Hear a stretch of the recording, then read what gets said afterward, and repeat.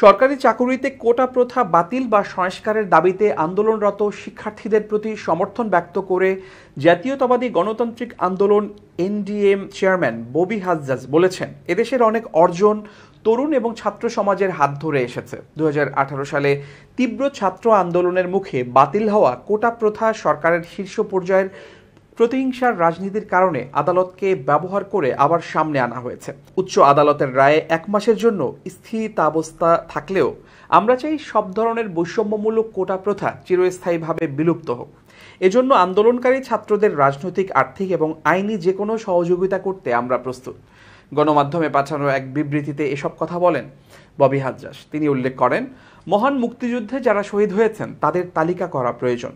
শহীদ পরিবারের প্রতি রাষ্ট্র কী দায়িত্ব পালন করেছে আমরা সেটা জানতে চাই। নিরপেক্ষ কমিশন গঠন করে বীর মুক্তিযোদ্ধাদের তালিকায় যাদের অন্তর্ভুক্তি নিয়ে বিতর্ক আছে তাদের ব্যাপারে তদন্ত করতে হবে। একই সাথে এই কমিশনের মাধ্যমে প্রান্তিক জনগোষ্ঠী এবং সমাজের অনগ্রসর শ্রেণীকে রাষ্ট্রীয় পৃষ্ঠপোষকতার মাধ্যমে কিভাবে মূলধারায় আনা যায় সেটার কৌশলপত্র প্রণয়ন করতে হবে। সেখানে তাদের জন্য যদি কোনো কোটা বরাদ্দ রাখার সুপারিশ করা হয় আমরা মেনে নেব, তবে এর মধ্যে মুক্তিযোদ্ধা পরিবার হিসেবে কোনো কোটা থাকতে পারে না।